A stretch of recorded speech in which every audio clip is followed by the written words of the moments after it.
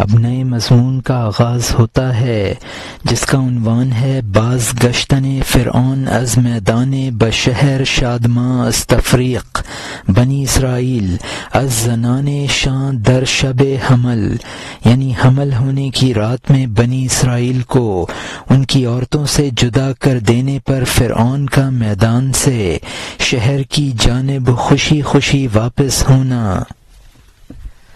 بادشاہ خوشی خوشی رات کو واپس لوٹا کہ آج کی رات حمل قرار پانا ہے اور وہ مرد عورتوں سے دور ہیں۔ اس کا خزانچی عمران اس کی خدمت میں تھا، وہ بھی اس کے ساتھ شہر میں واپس لوٹا۔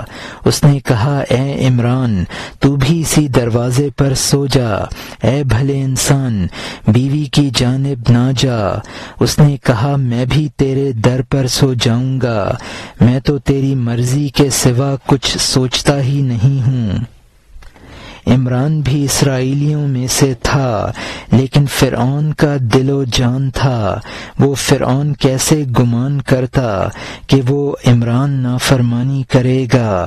جس میں فرعون کی جان کا ڈر ہو وہ کام کرے گا۔ وہ فرعون عمران اور اس کے کاموں سے مطمئن تھا، لیکن اس فرعون کے حال کی تباہی وہی تھا۔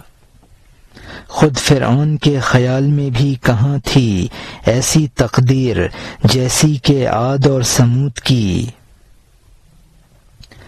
یہاں مترجم نے حاشیے میں لکھا ہے کہ بادشاہ تمام اسرائیلیوں کو میدان میں سلا کر بہت مسرت سے واپس آیا اور یہ کہہ رہا تھا کہ میرے ملک کو زیر و زبر کرنے والے بچے کا آج رات حمل قرار پانا تھا، تو اب جب کہ اسرائیلی مرد عورتوں سے جدا ہیں حمل نہ قرار پا سکے گا۔ عمران حضرت موسیٰ علیہ السلام کے والد تھے جو اسرائیلی تھے۔ عمران سے فرعون کو بہت زیادہ تعلق تھا۔ فرعون کو یہ خیال نہ تھا کہ اس کی تقدیر میں بھی وہی تباہی اور بربادی ہے جو قوم عاد و سمود کے لیے مقدر تھی۔ اور یہاں حاشیہ ختم ہوتا ہے۔ اب نئے مضمون کا آغاز ہوتا ہے جس کا عنوان ہے جمع آمدن عمران بمادر موسیٰ علیہ السلام او حاملہ شدن مادر موسیٰ علیہ السلام، یعنی عمران کا موسیٰ علیہ السلام کی ماں کے ساتھ مجامعت کرنا اور موسیٰ علیہ السلام کی ماں کا حاملہ ہو جانا۔ بادشاہ چلا گیا اور وہ عمران اس درگاہ پر سو گیا۔ آدھی رات کو سوئے ہوئے کے پاس بیوی آ گئی، بیوی اس پر لیٹ گئی اور اس کے ہونٹوں کو بوسہ دیا، اس کو رات میں نیند سے بیدار کر دیا۔ وہ بیدار ہو گیا اور حسین بیوی کو دیکھا، اس کے لبوں پر بوسہ کی بارش برسا دی۔ عمران نے کہا تو اس وقت کیوں آئی؟ اس نے کہا محبت اور اللہ کے حکم سے۔ مرد نے محبت سے اس کو پہلو میں دبا لیا، اس وقت مقابلے میں اپنے آپ سے نہ جیت سکا، اس کے ساتھ صحبت کی اور امانت سپرد کر دی۔ پھر کہا اے بیوی، یہ کوئی معمولی کام نہیں ہے، لوہا پتھر سے ٹکرایا، آگ پیدا ہو گئی، ایسی آگ جو بادشاہ اور اس کی سلطنت سے بدلہ لینے والی ہے۔ میں ابر کی طرح ہوں، تو زمین اور موسیٰ پودا ہے۔ اللہ تعالی شاہ شطرنج ہے اور ہم ہار جیت میں ہیں۔ اے بیوی، ہار اور جیت شاہ کی جانب سے سمجھ، ہماری جانب سے نہ سمجھ، ہم پر افسوس نہ کر۔ وہ چیز جس سے فرعون ڈر رہا تھا اس وقت موجود ہو گئی جب کہ میں نے تجھ سے صحبت کی۔ یہاں مترجم نے حاشیے میں لکھا ہے کہ عمران اپنے اوپر قابو نہ پا سکے اور بیوی کے ساتھ ہم بستر ہو گئے۔ اور یہاں حاشیہ ختم ہوتا ہے۔ اب نئے مضمون کا آغاز ہوتا ہے جس کا عنوان ہے وصیت کردن عمران جفت را بعد از مجامعت کے میران دیدہ باشی، یعنی صحبت کے بعد عمران کا بیوی کو نصیحت کرنا کہ میرے پاس نہ آنا، کچھ نہ کھولنا، اس بارے میں دم نہ مارنا تاکہ تجھ پر اور مجھ پر سینکڑوں غم نہ ٹوٹ پڑیں، عاقبت انجام کار اس کے آثار ظاہر ہوں گے۔ اے ناظرین، جب علامتیں سامنے آئیں گی اسی وقت میدان سے بہت سے نعرے لوگوں کے آئے اور فضا میں چلے گئے۔ شاہ فوراً اس خوف سے باہر آیا، ننگے پاؤں کہ ہاں یہ شور و غل کیسا ہے۔ یہاں مترجم نے حاشیے میں لکھا ہے کہ شطرنج کی وہ بازی جس میں شاہ کے علاوہ سب مہرے پٹ جائیں یہ آدھی مات ہوتی ہے۔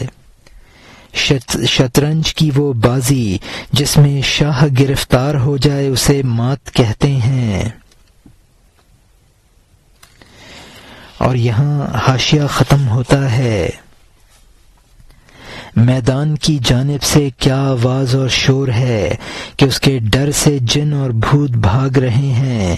عمران نے کہا ہمارے بادشاہ کی عمر دراز ہو، اسرائیلی قوم آپ سے بہت خوش ہے، بادشاہ کی بخشش سے خوشی منا رہے ہیں، ناچ رہے ہیں اور تالیاں بجا رہے ہیں۔ یہاں مترجم نے حاشیے میں لکھا ہے کہ عمران نے فرعون کو مطمئن کرنے کے لیے کہا کہ اسرائیلی آپ کی عطا سے خوش ہو کر ناچ گا رہے ہیں۔ فرعون نے عمران سے کہا کہ ہو سکتا ہے کہ شور کی وجہ ہو جو تو نے بتائی، لیکن میرے دل میں تو بہت اندیشے پیدا ہو گئے ہیں۔ بادشاہ فکر میں تمام رات اندر باہر آتا جاتا رہا۔ اور یہاں حاشیہ ختم ہوتا ہے۔ اب نئے مضمون کا آغاز ہوتا ہے جس کا عنوان ہے ترسیدن فرعون از بانگ او غریو او غوغا، یعنی فرعون کا شور اور غل اور غوغا سے ڈرنا۔ اس نے کہا ہو سکتا ہے کہ یہ ہو، لیکن وہم و گمان مجھ میں بہت بھر گیا ہے، اس آواز نے میری حالت غیر کر دی ہے، غم اور کڑوے فکر سے مجھے بوڑھا کر دیا ہے۔ بادشاہ آگے آتا پھر واپس ہو جاتا، تمام رات وہ بچہ جننے کے وقت حاملہ عورت کی طرح ہر لمحہ کہتا اے عمران مجھے ان نعروں نے بہت بے چین کر دیا ہے۔ عمران بیچارے کا دل گردہ نہ تھا کہ بیوی سے ملنے کے بارے میں کہتا۔ جب عمران کی بیوی عمران سے چپٹی یہاں تک کہ حضرت موسیٰ علیہ السلام کا ستارہ طلوع ہو گیا۔ ہر پیغمبر جو رحم مادر میں آتا ہے اس کا ستارہ آسمان پر طلوع ہو جاتا ہے۔ یہاں مترجم نے حاشیے میں لکھا ہے کہ عمران کی یہ ہمت تو نہ تھی کہ شور و غل کا اصل سبب جو کہ حضرت موسیٰ علیہ السلام کے حمل کا قرار پانا تھا وہ بتا دیتا۔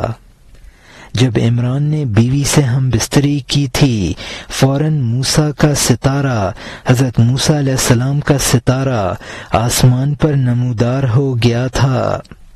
جب بھی کوئی نبی ماں کے پیٹ میں ہوا ہے اس کا ستارہ آسمان پر نمودار ہوا ہے۔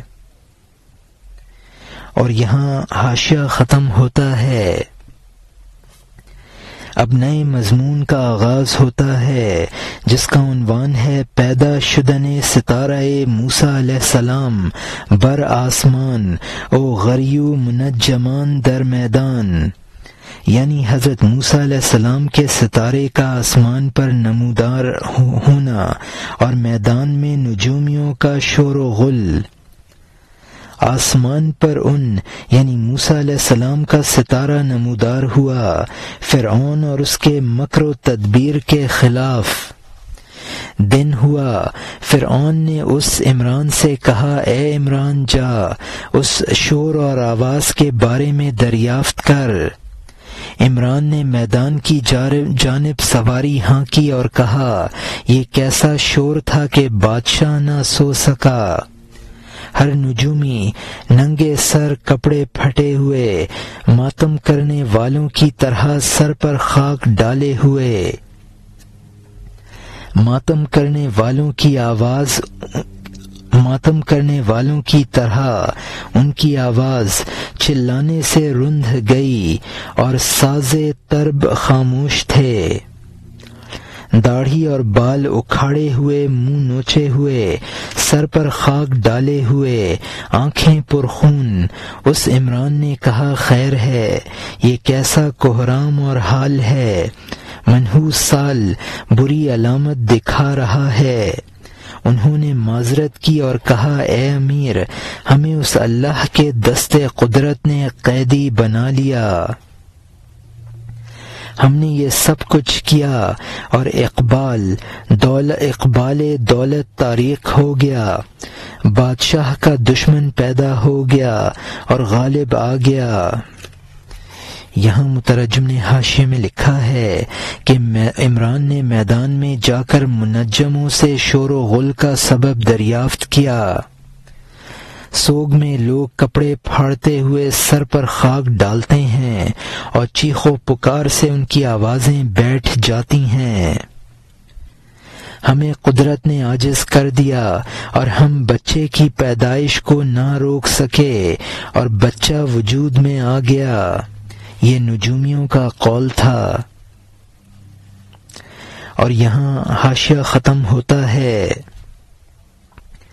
رات اس بچہ کا ستارہ نمودار ہو گیا، آسمان کی پیشانی پر ہماری آنکھوں میں دھول جھونک کر اس پیغمبر کا ستارہ آسمان پر نمودار ہوا، ہم نے رو رو کر ستارے یعنی آنسو برسائے۔ عمران خوش دلی کے ساتھ نفاق سے سر پیٹ رہا تھا کہ ہائے الفراق۔ عمران نے اپنے آپ کو ترش رو اور غضبناک بنایا، دیوانوں کی طرح بے عقل و حواس واپس ہو گیا، اپنے آپ کو ناداں بنایا اور چل دیا، مجمع کو بہت سخت باتیں کہیں۔ یہاں مترجم نے حاشیے میں لکھا ہے کہ رات کو بچہ کی پیدائش کا ستارہ نمودار ہو گیا ہے ہماری منشا کے خلاف، یعنی ہم آنسوؤں کے ستارے گرا رہے ہیں۔ عمران بچے کی پیدائش سے خوش تھے لیکن بظاہر غم کا اظہار کر رہے تھے۔ الفراق کا مطلب ہے یعنی اب سلطنت درہم برہم ہو جائے گی۔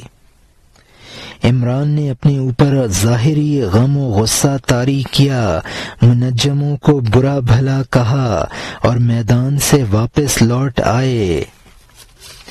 اور یہاں حاشیہ ختم ہوتا ہے،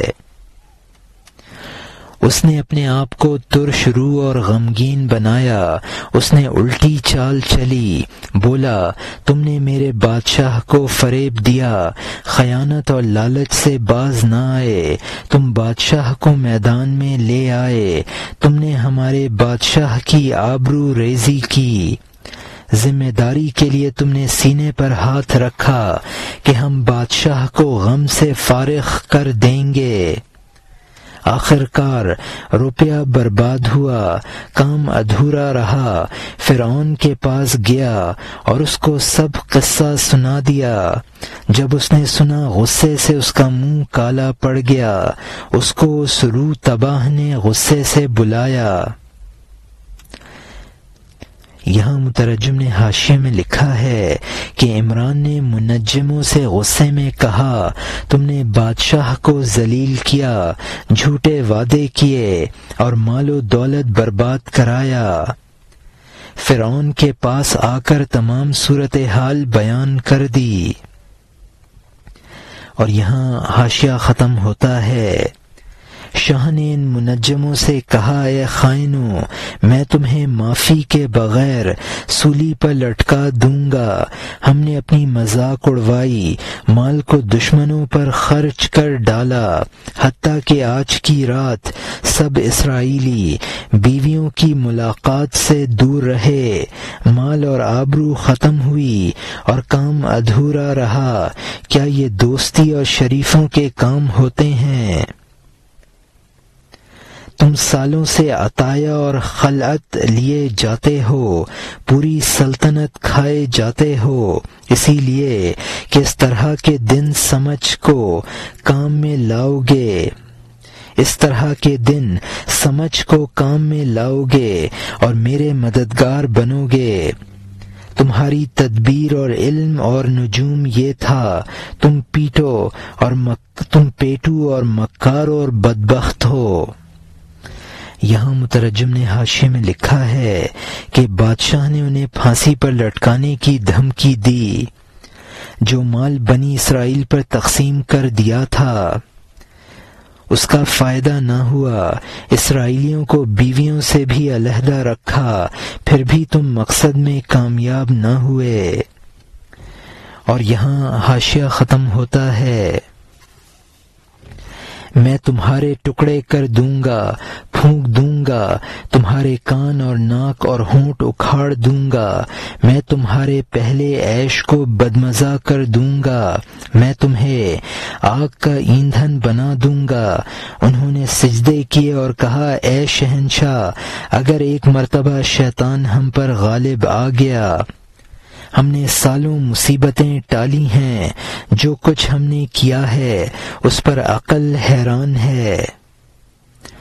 وہ ہمارے قابو سے نکل گیا اور اس کا حمل نمودار ہو گیا، اس کا نطفہ کودا اور رحم میں گھس گیا، لیکن اس کے معانی کے لیے ولادت کے دن کی اے شہنشاہ ہم حفاظت کریں گے، اس کی پیدائش کے دن ہم رصد بندی کریں گے تاکہ وہ بچ کر نہ نکلے اور یہ قضا ظاہر نہ ہو۔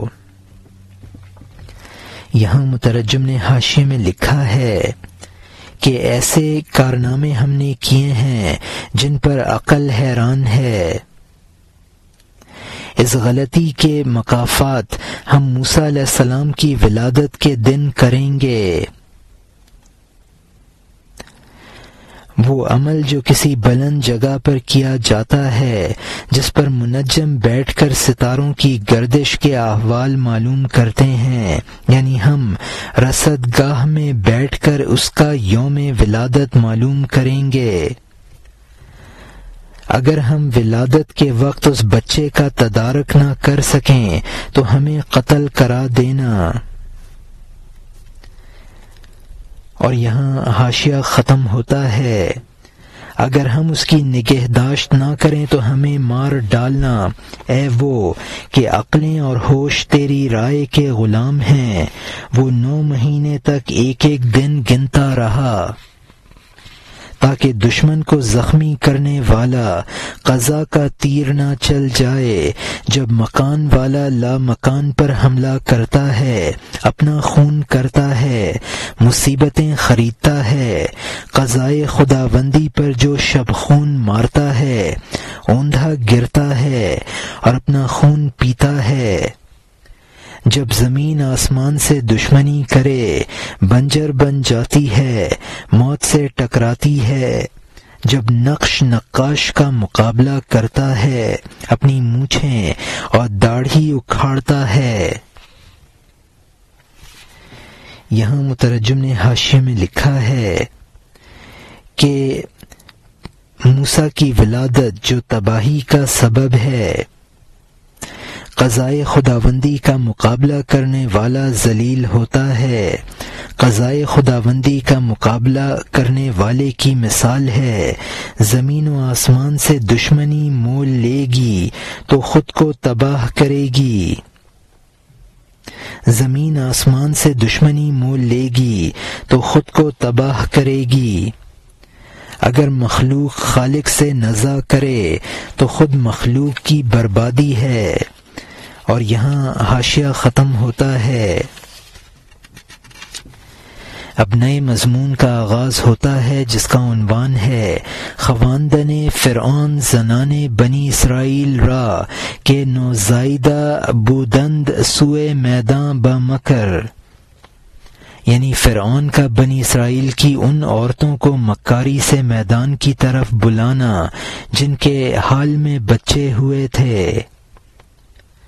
9 مہینے کے بعد بادشاہ نے تخت باہر نکالا، میدان کی جانب اور سخت اعلان کرایا، دوبارہ شہر کی جانب اعلان کرنے والا روانہ ہوا کہ اے عورتوں زمانے سے حصہ حاصل کر لو، کہ اے عورتوں بچوں کو لے کر میدان میں پہنچو تاکہ تم میری عطا اور بخشش سے خوش ہو، جس طرح کے پارسال مردوں کو ملا۔ شاہی جوڑا اور ان میں سے ہر شخص نے روپیہ حاصل کیا۔ آگاہ عورتوں اس سال تمہارا نصیبہ ہے تاکہ ہر عورت وہ پائے جو اس کی خواہش ہے۔ عورتوں کو جوڑا اور زیور دیں گے، بچوں کو سنہری ٹوپی پہنائیں گے۔ آگاہ جس نے اس سال بچہ جنا ہے یقیناً بلا شک مجھ سے خزانے حاصل کر لے گی۔ اس وقت بچوں کے ساتھ وہ باہر نکل آئیں خوشی خوشی، یہاں تک کہ بادشاہ کے خیمے کے پاس آ گئیں۔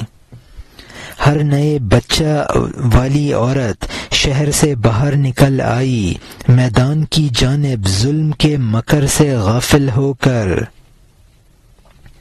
جب سب عورتیں اس کے گرد آ گئیں، جو لڑکا تھا اس کو ماں سے لے لیا، اس کا سر قلم کر دیا کہ یہ احتیاط ہے تاکہ دشمن پیدا نہ ہو اور دیوانگی نہ بڑھے۔ یہاں مترجم نے حاشیے میں لکھا ہے کہ جب کہ متوقع ولادت کا زمانہ گزر گیا، منادی کرنے والے بادشاہ کے اس قول کا اعلان کر رہے تھے کہ یہ سال عورتوں کی نصیبہ دری کا سال ہے، یعنی جس عورت کے اس مہینہ بچہ ہوا ہے اس کو بہت کچھ ملے گا۔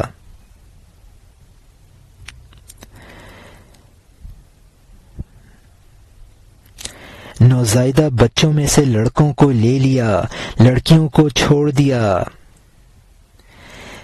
اسرائیلیوں میں جو جوش و خروش حضرت موسیٰ علیہ السلام کی ماں کے پیٹ میں آ جانے سے پیدا ہوا اس میں اور اضافہ نہ ہو۔ اور یہاں حاشیہ ختم ہوتا ہے۔ اب نئے مضمون کا آغاز ہوتا ہے جس کا عنوان ہے بوجود آمدن موسیٰ علیہ السلام او آمدن عوانان بخانہ عمران او وہی آمدن بمادر موسیٰ علیہ السلام کہ در تنور آتش اندازد کہ من او رانگاہ دارم،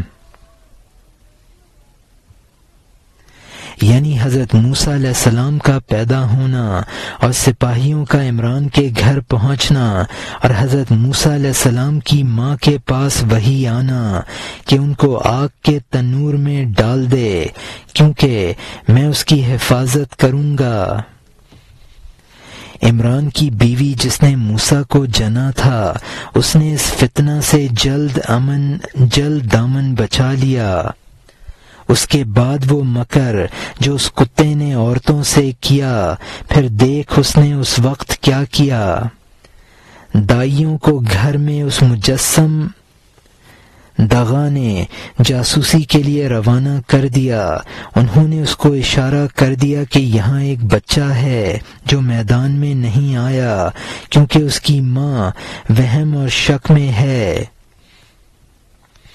اس گلی میں خوبصورت عورت ہے جس کے ایک بچہ ہے، لیکن وہ عورت بڑی چالاک ہے۔ تو سپاہی پہنچ گئے، اس نے بچہ کو خدا کے حکم سے تنور میں ڈال دیا۔ عورت کے پاس اللہ تعالی کی جانب سے وحی آئی کہ بچہ ابراہیم خلیل اللہ کی نسل سے ہے، تو موسیٰ کو فوراً تنور میں ڈال دے۔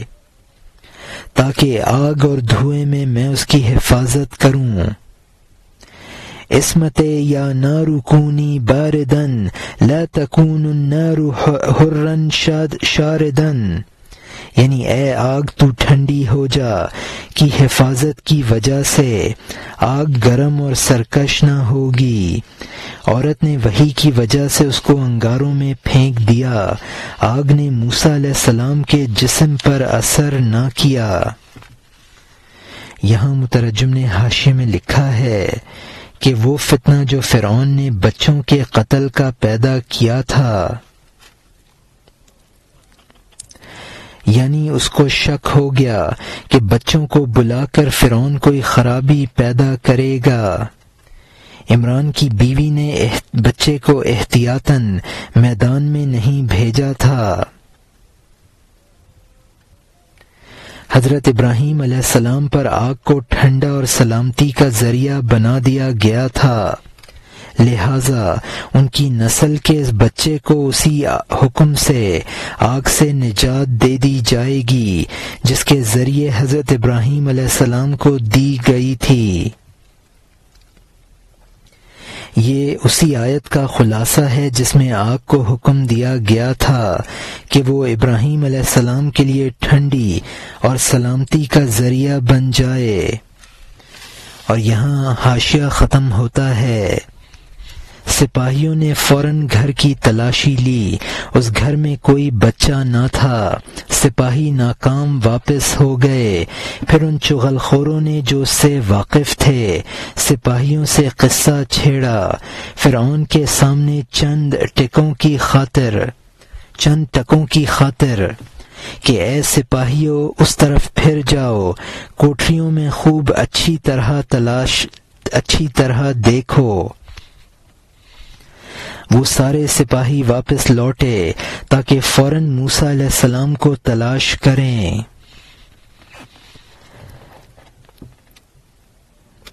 اب نئے مضمون کا آغاز ہوتا ہے جس کا عنوان ہے باز وہی آمدن بمادر موسیٰ علیہ السلام کے در آبش فگن القیہ فی الیم، یعنی حضرت موسیٰ علیہ السلام کی ماں کے پاس پھر وہی آنا کہ اس کو پانی میں ڈال دے، اس کو دریا میں ڈال دے۔ پھر وہی آئی اس کو پانی میں ڈال دے، امید رکھ اور پریشان نہ ہو، اس کو نیل میں پھینک دے اور بھروسہ کر، میں عزت سے اسے تیرے پاس پہنچا دوں گا۔ ماں نے اس کو دریائے نیل میں ڈال دیا، معاملہ بہترین وکیل کے سپرد کر دیا۔ اس بات کی انتہا نہیں ہے اور اس کے مکر سب اس کی پنڈلی اور پیروں میں لپٹ گئے۔ وہ باہر لاکھوں بچوں کو قتل کر رہا تھا اور دشمن بیچ مکان میں در پردہ موجود تھا۔ جس جگہ کوئی پیٹ کا بچہ ہوتا اس کو پاگل پن سے مار ڈالتا۔ تدبیروں سے وہ دوربین اندھا سرکش فرعون کا مکر اژدہا تھا جو دنیا کے بادشاہوں کے مکر کو نگل گیا تھا۔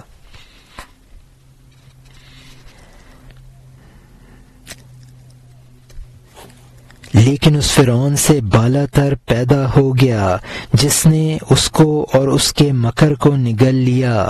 وہ اژدہا تھا اور لاٹھی اژدہا بنی۔ اس نے اس کو اللہ تعالی کی توفیق سے نگل لیا۔ ہر طاقت سے بڑھ کر ایک طاقت ہے، یہ کہاں تک؟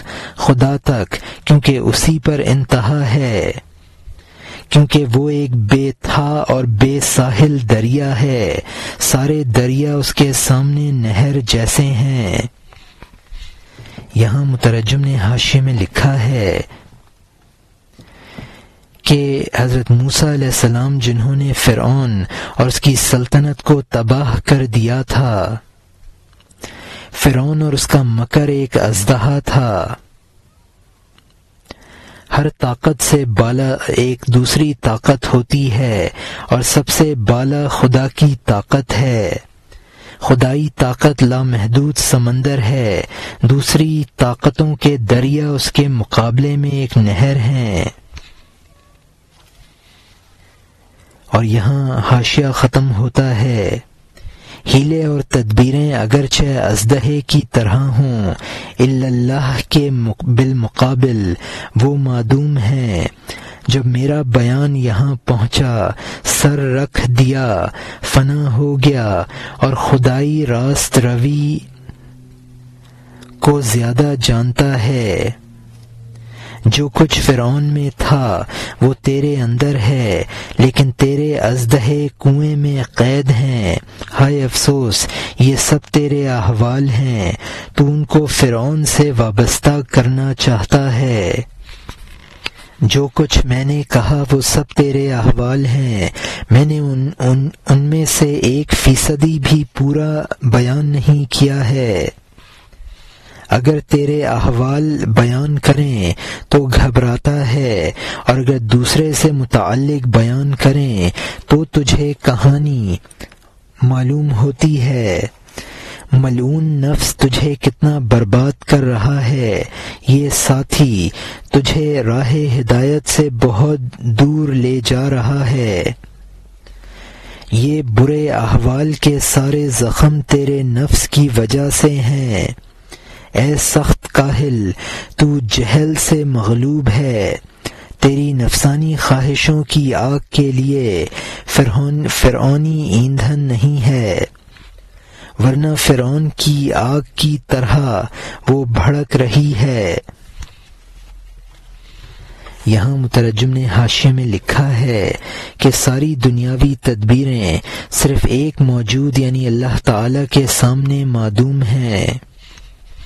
فرعون کی جس قدر بری خصلتیں تھیں وہ ہر انسان کے نفس امارہ میں موجود ہیں۔ جو برائیاں میں نے بیان کی ہیں وہ نفس امارہ کی برائیوں کا 1% ہے، اور اس کا بیان بھی مکمل نہیں کیا جا سکا ہے۔ خود نفس انسانی میں جو فرعونی خصلتیں ہیں، اگر وہ خصلتیں کسی انسان کو سنائی جائیں تو وہ گھبرا جاتا ہے، دوسرے کی بیان کی جائیں تو ایک قصہ اور کہانی کے طور پر سنتا ہے۔ یعنی راہ ہدایت سے دور انسان کی بری خصلتیں ہیں، لیکن انسان اپنی خصلتوں سے جاہل اور ناواقف رہتا ہے۔ ہر انسان کو برائی کرنے کا موقع نہیں ملتا، ورنہ وہ وہی کام کرے جو فرعون نے کیے ہیں۔ اور یہاں حاشیہ ختم ہوتا ہے۔ تیرے نفس کی آگ کے لیے کوڑا کرکٹ نہیں ہے، ورنہ فرعون کی آگ کی طرح قہر ڈھانے والی آگ ہے۔ تاریخ گو سے ایک قصہ سن لے تاکہ اس پوشیدہ راز کا تجھے علم ہو جائے۔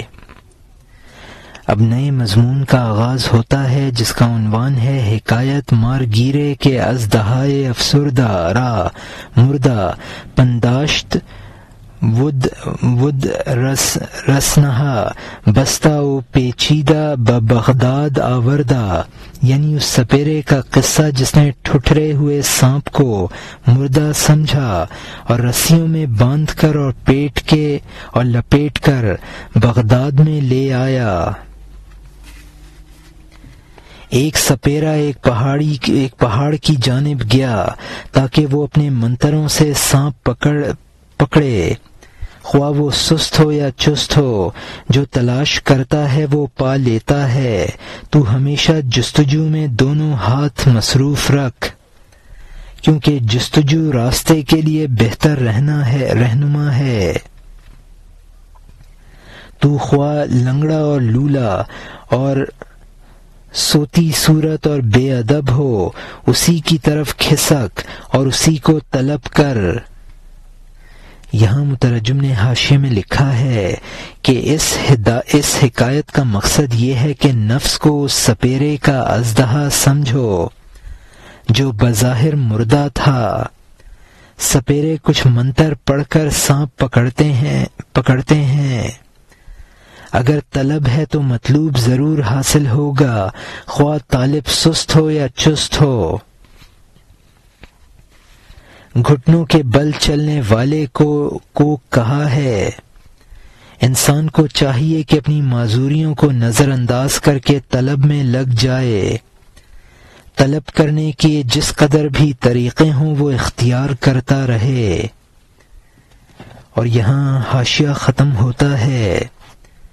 تو خواہ لنگڑا اور لولا ہو اور صوتی صورت اور بے ادب ہو، اسی کی طرف کھسک اور اسی کو طلب کر، کبھی بول کر اور کبھی خوشی سے اور کبھی سون کر، ہر جانب سے شاہ کی خوشبو حاصل کر۔ حضرت یعقوب علیہ السلام نے اپنی اولاد سے کہا، حد سے زیادہ یوسف علیہ السلام کو تلاش کرو، اس جستجو میں کوشش سے اپنے ہر حص کو مستعد شکل ہر دانہ کی طرف روانہ کیا۔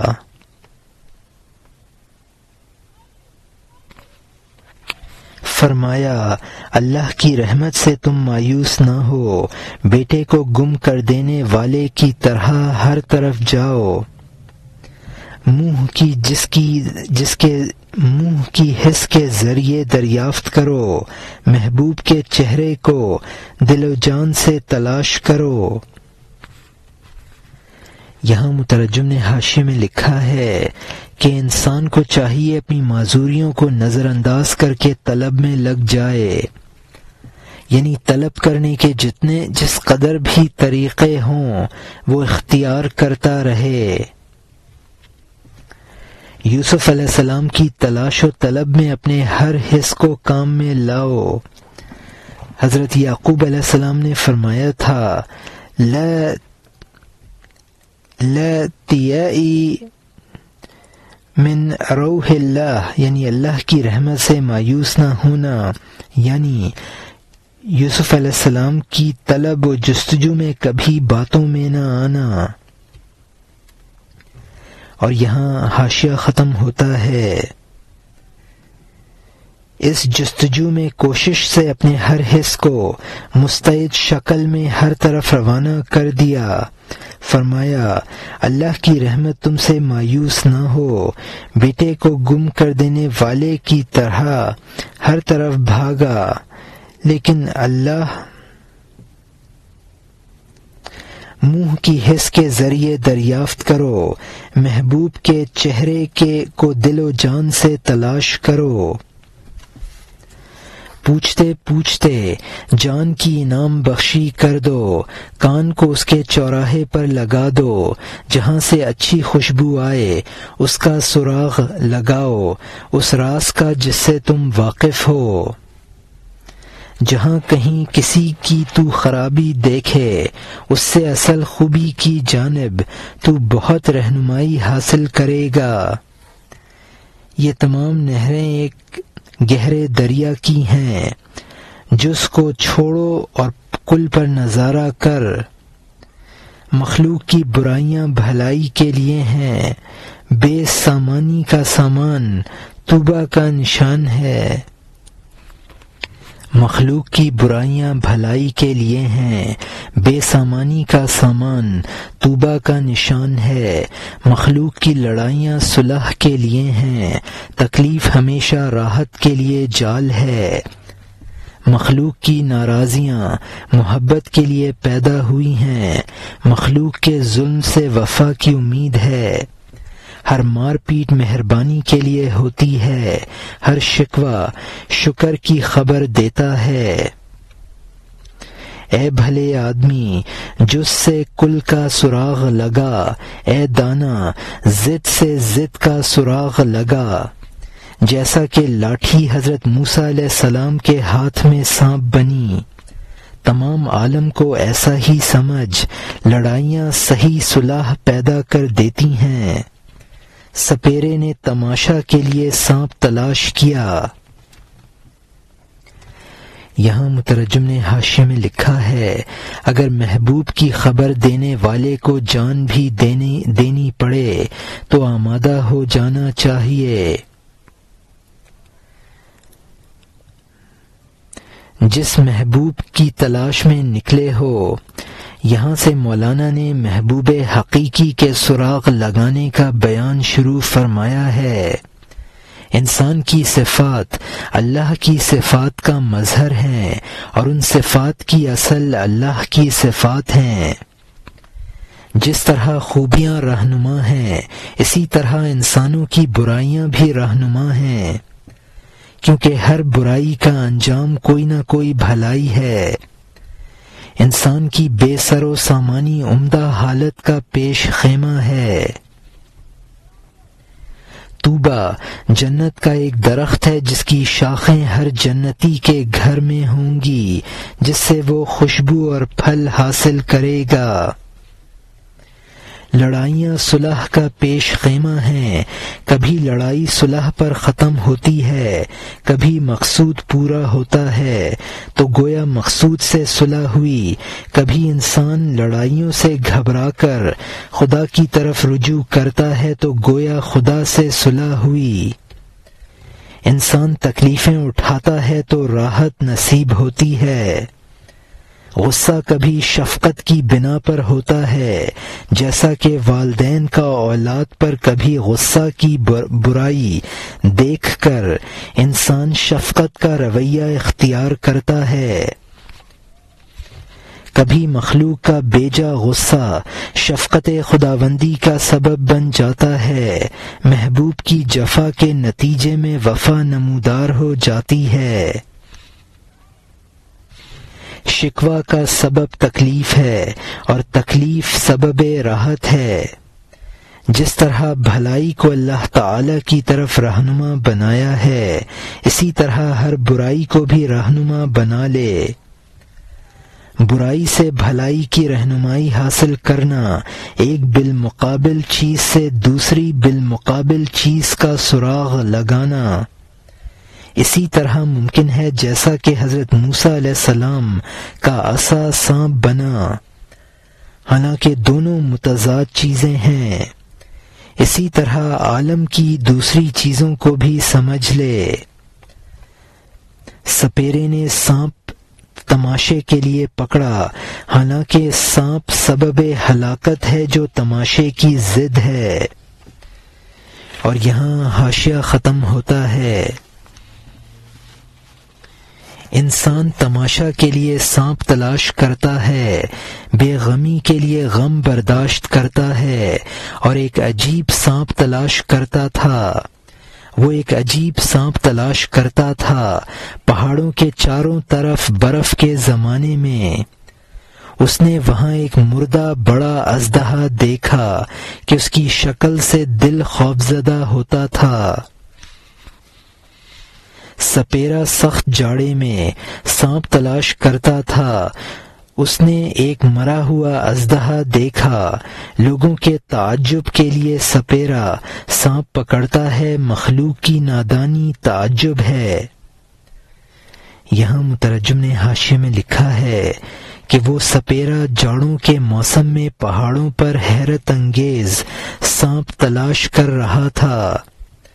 سپیرے نے سانپ اس لیے پکڑا کہ وہ لوگوں کو دکھا کر حیرانی میں ڈالے۔ لوگوں کا سانپ کو دیکھ کر حیرانی میں پڑنا ان کی نادانی ہے۔ اور یہاں حاشیہ ختم ہوتا ہے۔ آدمی پہاڑ ہے، کیوں فریفتہ ہوتا ہے؟ پہاڑ سانپ کے معاملے پر کیوں حیران ہوتا ہے؟ آدمی مسکین نے اپنے آپ کو نہ پہچانا، بڑائی سے آیا اور کمی میں مبتلا ہو گیا۔ آدمی نے اپنے آپ کو سستا بیچا، اطلس تھا، اپنے آپ کو گدڑی پر سی دیا۔ یہاں مترجم نے حاشیے میں لکھا ہے کہ جس طرح پہاڑوں میں سانپ ہوتے ہیں، خود انسان میں برے اخلاق کے اژدہے موجود ہیں۔ تو ایک سانپ کو دیکھنے کا کیوں مشتاق بنتا ہے؟ اپنے اندر کے سانپ دیکھ لے۔ انسان کی سانپ پر حیرانی ایسی ہی ہے جیسے کہ پہاڑ سانپ پر حیران ہو۔ انسان نے اپنی رفعت اور بلندی کو نہیں سمجھا، اشرف المخلوقات پیدا کیا گیا تھا اور ارذل مخلوقات بن گیا۔ اور یہاں حاشیہ ختم ہوتا ہے۔ آدمی نے اپنے آپ کو سستا بیچا، اطلس تھا، اپنے آپ کو گدڑی پر سی دیا، لاکھوں سانپ اور پہاڑ اس پر حیران ہیں، وہ خود کیوں حیران اور سانپ کا دوست بنا۔ سپیرے نے اس سانپ کو پکڑ لیا، تعجب میں ڈالنے کے لیے بغداد میں آیا، ایک اژدہا گھر کے ستون جیسا موٹا، روزی کے لیے وہ اس کو کھینچ رہا تھا کہ میں ایک مردہ اژدہا لایا ہوں، اس کے شکار میں نے خون جگر سے پیا ہے۔ وہ اس کو مردہ سمجھ رہا تھا لیکن وہ زندہ تھا، اس نے اس کو اچھی طرح نہ دیکھا۔ یہاں مترجم نے حاشیے میں لکھا ہے کہ انسان بڑھیا چیز سے گھٹیا بن گیا۔ کائنات انسان کے اعلیٰ مقام سے حیران ہے، لیکن یہ انسان اپنی حماقت سے ادنیٰ مخلوق کو دیکھ کر حیران ہوتا ہے۔ وہ دانگانہ وہ چندہ ہوتا ہے جو چند مسافر سفر کے اخراجات کے لیے باہمی جمع کریں، یعنی گھر کا ساز و سامان۔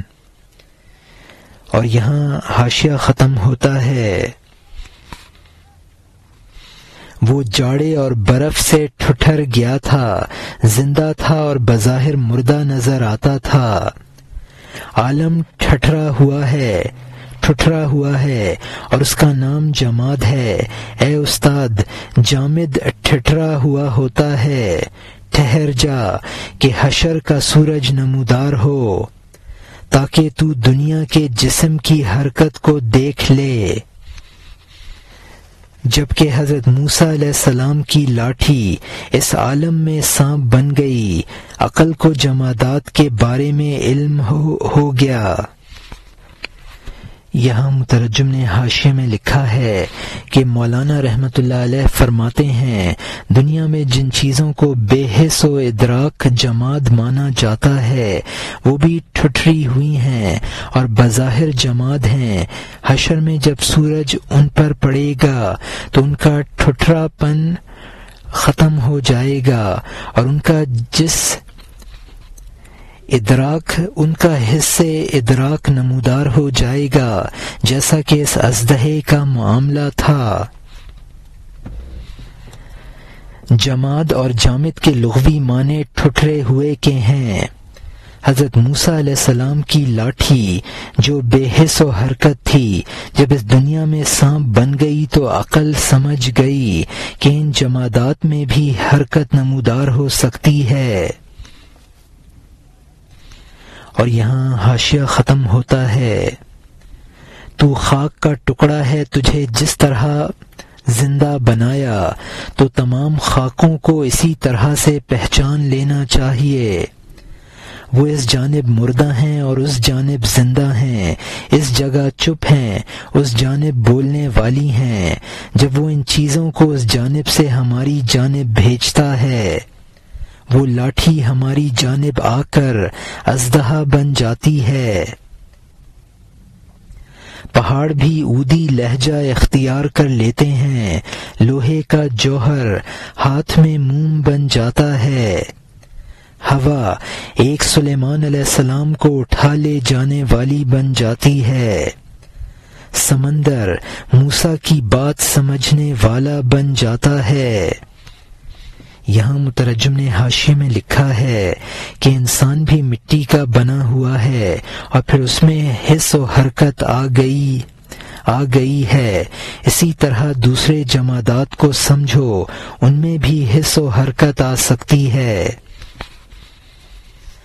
جمادات عالم دنیا کے اعتبار سے مردہ اور عالم آخرت کے اعتبار سے زندہ ہیں۔ جب اللہ تعالیٰ ان کو عالم آخرت والے رخ کو ہماری طرف ان کے عالم آخرت والے رخ کو ہماری طرف موڑ دیتا ہے تو ان کی زندگی ظاہر ہو جاتی ہے۔ پہاڑ جو جمادات میں سے ہے، حضرت داؤد علیہ السلام کا نغمہ اختیار کر لیتا ہے۔ اپنا رخ بدلنے سے لوہا حضرت داؤد علیہ السلام کے ہاتھ میں موم بن جاتا ہے۔ ہوا جو بے حس و حواس ہے حضرت سلیمان علیہ السلام کے لیے حمالی کا کام کرنے لگتی ہے۔ اور یہاں حاشیہ ختم ہوتا ہے۔ ہوا ایک سلیمان علیہ السلام کو اٹھا لے جانے والی بن جاتی ہے، سمندر موسیٰ علیہ السلام کی بات سمجھنے والا بن جاتا ہے، چاند حضرت احمد صلی اللہ علیہ وسلم کے اشارے کو دیکھنے والا بن جاتا ہے، آگ حضرت ابراہیم کے لیے نسرین بن جاتی ہے، زمین قارون کو اژدہے کی طرح نگل لیتی ہے، حنانہ ستون ہوش میں آ جاتا ہے، پتھر حضرت احمد علیہ السلام کو سلام کرتا ہے، پہاڑ حضرت یحییٰ علیہ السلام کو پیغام دیتا ہے۔ یہاں مترجم نے حاشیے میں لکھا ہے کہ دریائے نیل نے حضرت موسیٰ علیہ السلام کی بات کو سمجھ لیا، ان کے دشمن فرعون کو غرق کر دیا اور ان کو پار اتار دیا۔ حضور صلی اللہ علیہ وسلم سے شق القمر کا معجزہ صادر ہوا اور چاند حضور صلی اللہ علیہ وسلم کی انگلی کے اشارے کو سمجھ گیا، زمین نے قارون کو اژدہے کی طرح نگل لیا، مسجد نبوی کا وہ ستون جس کے سہارے حضور صلی اللہ علیہ وسلم خطبہ دیا کرتے تھے اس کو حنانہ ستون کہتے ہیں، جب ممبر تیار ہو جانے پر اس کا سہارا نہ لیا تو وہ رو پڑا۔ حضرت علی رضی اللہ عنہ سے منقول ہے کہ ایک موقع پر ہر پتھر آور درخت نے حضور صلی اللہ علیہ وسلم کو سلام کیا، حضرت یحییٰ علیہ السلام کو پہاڑ نے پناہ دی تھی۔ اور یہاں حاشیہ ختم ہوتا ہے۔ دنیا کے تمام ذرات پوشیدہ طور پر تجھ سے شب و روز کہتے ہیں، ہم سننے والے ہیں اور دیکھنے والے ہیں اور خوش ہیں، تم نامحرموں کے سامنے ہم خاموش ہیں۔ جب تم پتھر پن کی طرف جا رہے ہو تو جمادات کی جان کے محرم کیسے ہو سکتے ہو؟ پتھر پن سے جانوں کے عالم میں جاؤ، اجزائے عالم کا شور سن لو، جمادات کی تسبیح واضح ہو جائے گی، تجھ میں سے تعویلوں کا وسوسہ نکال دے گی۔ یہاں مترجم نے حاشیے میں لکھا ہے کہ کائنات کا ہر ذرہ دلالت حال سے اپنے سننے اور دیکھنے کی کیفیت کو بتاتا ہے۔ جب انسان اپنا احساس کھو بیٹھے تو وہ جمادات کی روح کا محرم نہیں بن سکتا۔ اگر انسان اپنی جمادیت ختم کر کے روحانیت حاصل کر لے تو کائنات کی تسبیح کا شور سن سکتا ہے۔ کائنات کی تسبیح کی وہ تعویلیں جو معتزلہ کرتے ہیں ان کا وسوسہ بھی دل میں نہ آئے گا۔ اور یہاں حاشیہ ختم ہوتا ہے۔ چونکہ تیری جان میں قندیلیں نہیں ہیں تو دیکھنے کے لیے تعویلیں کرتا ہے کہ مقصود ظاہری تسبیح کب ہو سکتی ہے۔ دیکھنے کا دعویٰ خیال اور گمراہی ہے، بلکہ ہر دیکھنے والے کو ان کا دیکھنا عبرت کے وقت تسبیح پڑھنے والا بنا دیتا ہے۔ تو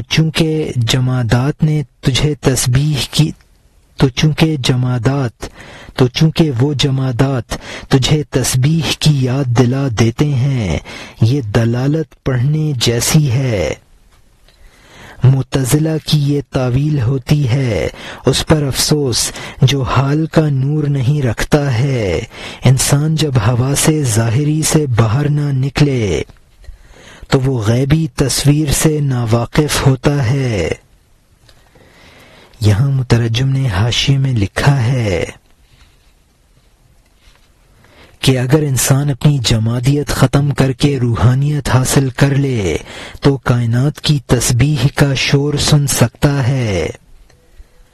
کائنات کی تسبیح کی وہ تعویلیں جو معتزلہ کرتے ہیں ان کا وسوسہ بھی دل میں نہ آئے گا۔ قرآن پاک میں ہے اِن مِّن شَيْءٍ إِلَّا يُسَبِّحُ بِحَمْدِهِ وَلَكِن لَّا يَفْقَهُونَ تَسْبِيحَهُمْ، یعنی ہر چیز اللہ کی تسبیح پڑھتی ہے لیکن تم ان کی تسبیح کو نہیں سمجھتے ہو۔ معتزلہ یہ تعویل کرتے ہیں کہ اس آیت میں تسبیح سے تسبیح ظاہری مراد نہیں ہے، بلکہ مراد یہ ہے کہ کائنات کا مشاہدہ کرنے والا تسبیح خواں بن جاتا ہے۔ تو جب کائنات اس کی تسبیح کا سبب اور دال بنی تو گویا وہ کائنات تسبیح خواں بنی۔ الدال علی الخیر کفاعلہ، یعنی خیر پر کائنات خیر پر دلالت کرنے والا خود خیر کا کرنے والا ہے۔ اور یہاں حاشیہ ختم ہوتا ہے۔